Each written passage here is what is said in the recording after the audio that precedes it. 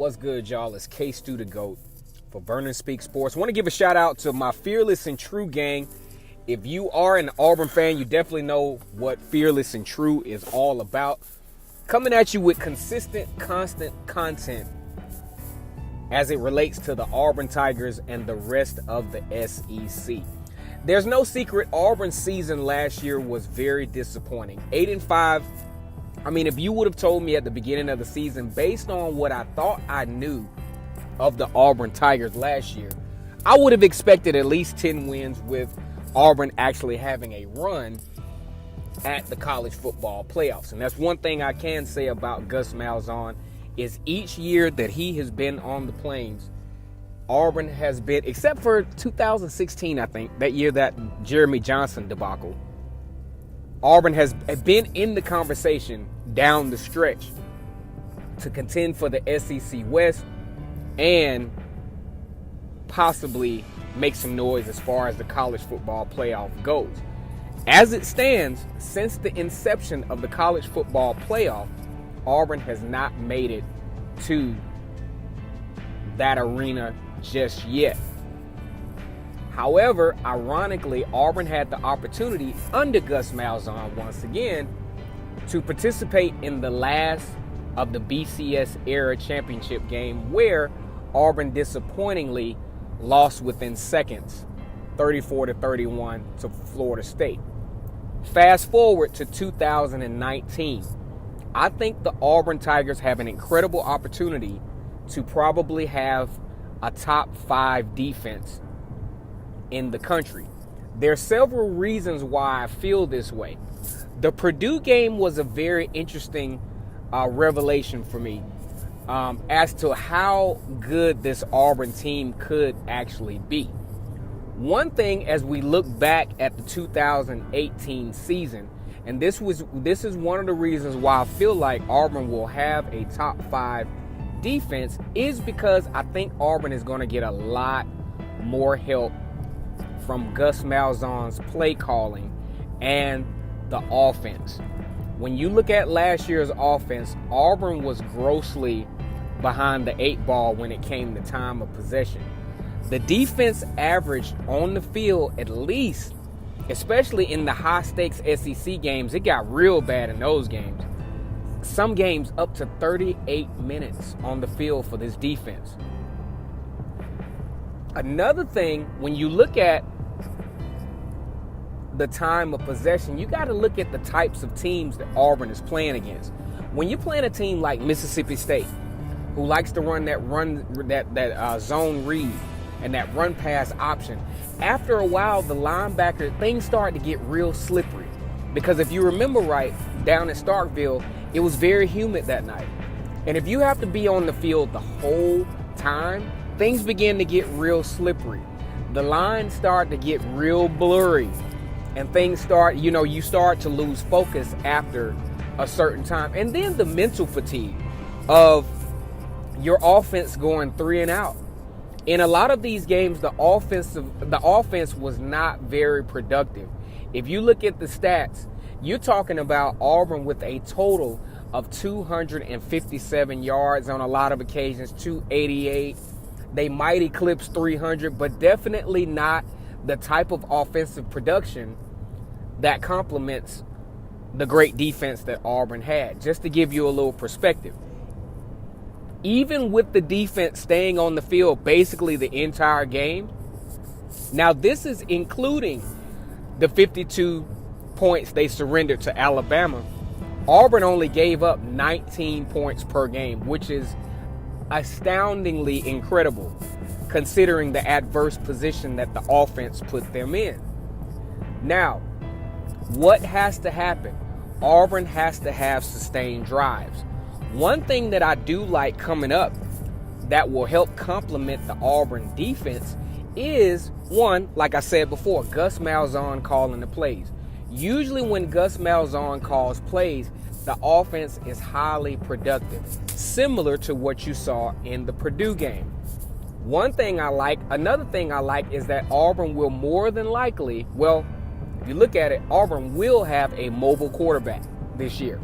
Whether it's Bo Nix, whether it's Malik Willis, whether it's Cord Sandberg or whether it's Joey Gatewood, you have someone who will keep defenses off balance, the opposing defenses off balance. What does that mean? That means there will be a lot of scoring. That means there will be a lot of yardage. There could be a lot of time of possession chunked up that will give this defense even more intensity and make them feel like what they're doing is actually working or helping. I mean, you make the one thing, if you look at Auburn football last year, Auburn played some pretty decent defense. And then you mess around and you play good defense. You get Alabama, like, say, for instance, how they forced Alabama to 2 consecutive 3-and-outs. And then you get back on the field and your offense goes 3 and out. Now, I actually played a little bit of football, especially in high school, and I played on a defense similar to that, to where we played great on defense, but our offense was horrible.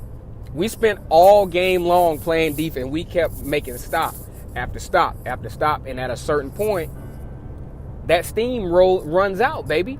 And that's exactly what happened to the Auburn defense. You look at them against the Georgia game, got gashed in the second half. Why? Mainly because they were fatigued, mentally and physically. And that's something that I think will be different this year for these Auburn Tigers, because I think no matter who's playing quarterback, now in my personal opinion, I think it's going to be Bo Nix. I think Bo Nix gives Auburn that complete balance of a great passer, and he don't mind running the ball, y'all. Now, don't get me wrong. Before we even get started with all this, Bo Nix is no Nick Marshall. Nobody is Nick Marshall. Matter of fact, Nick Marshall was my favorite quarterback ever at Auburn, because you didn't know how this joker was going to do it, but you know Nick Marshall, if the game is on the line, he's going to find a way to get in that end zone. He'll throw the ball to himself, and he's getting in that end zone. But that's a whole nother story, baby. So let's get back to this what is going to be an incredible Auburn defense. Now we've established what the offense can do to help Auburn out, and that is sustain drives.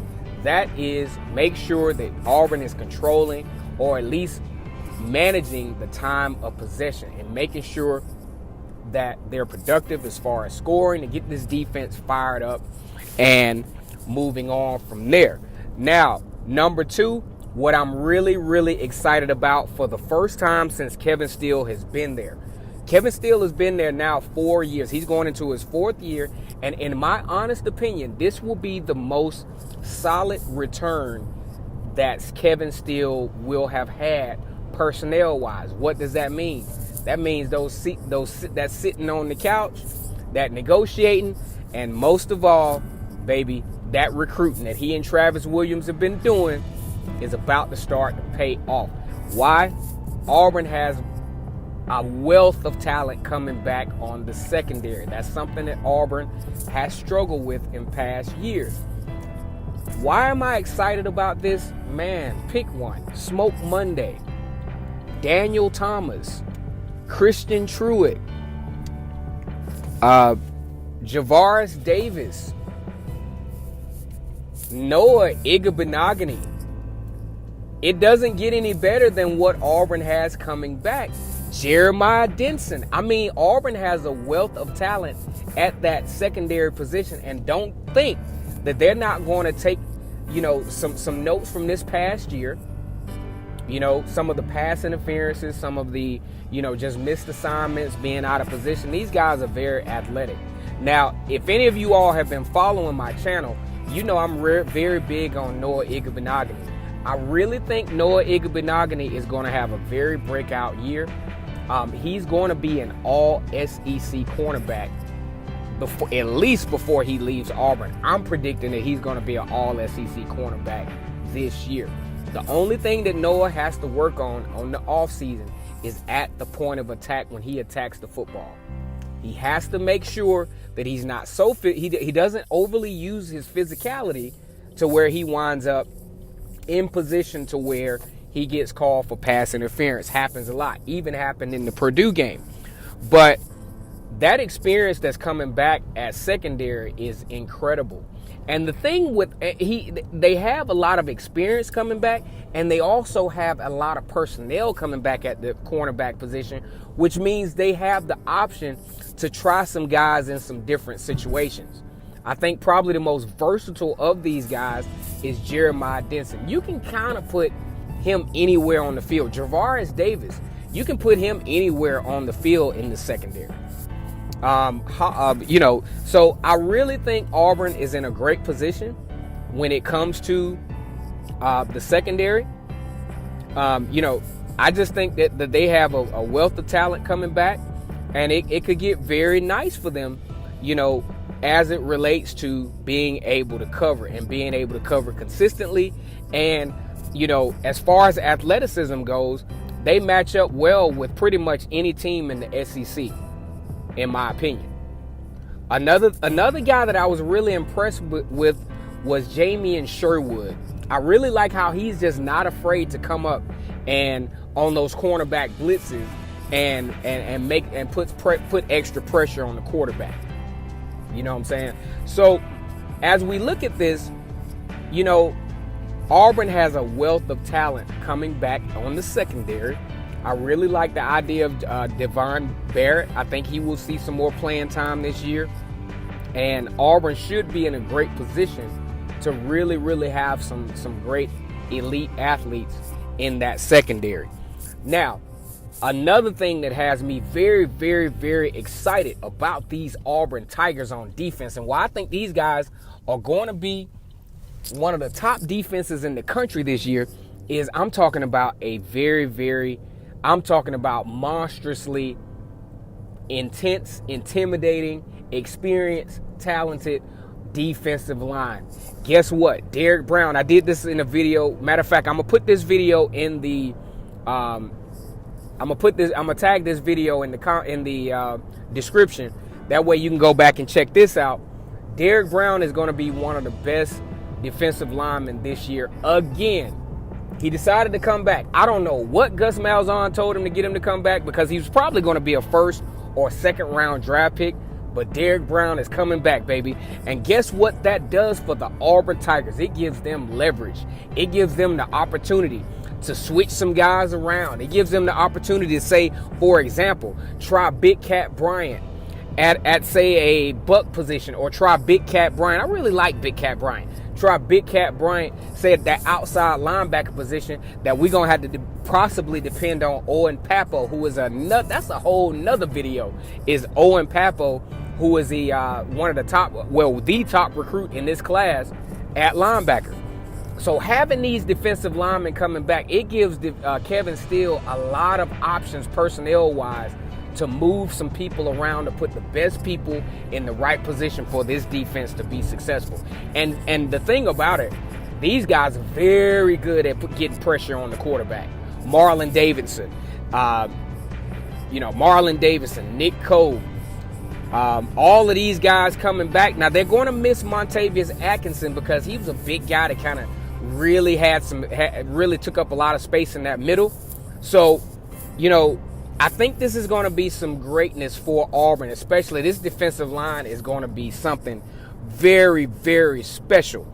The only spot that I see a few holes in is this linebacker position. I'm going to tell you why. It's not because the guys are not talented. It's because they're just inexperienced. KJ Britt is going to have to step up in a mighty way. He's going to be taking Deshaun Davis, presumably. Now, he's going to be taking Deshaun Davis's place. So what does that mean? That means he's going to have to grow up real quick, because he's going to have to be that elite linebacker that's going to have to really anchor what's going to be one of the top defenses in the country. He's going to get a lot of help, because he's going to get some help from, like I said, from the offense. It's not going to keep him on the field too much, and from a very experienced defensive line. And also, another thing that I didn't mention is I like the fact that Kevin Steele has so many options at that cornerback, because he likes to do a lot of blitz packages and a lot of man coverage. He actually has the personnel to do that. And last but not least, like I said before, Kevin Steele having his fourth year, solidifying himself as the defensive coordinator on the Plains. There's no turnaround. There's no turnover. He's been there, and he knows what it takes to coach a elite defensive unit. He will have a top 5 defense this year. Big shout out to the Auburn Tigers. I'm going to go ahead. You heard it here first. Auburn will have a top 5 defense next season because there's so much coming back and just going to have an improved offense. Once again, it's K-Stu the GOAT for Vernon Speaks Sports and the Fearless and True Gang. Want to give you guys a special War Eagle. It's the off season, baby, but we're still coming with content. Like, comment, and subscribe. Share this thing with your friends. Get your friends to join because we want this thing to be big by opening kickoff when we get ready to whoop Oregon's ass. Y'all take it easy.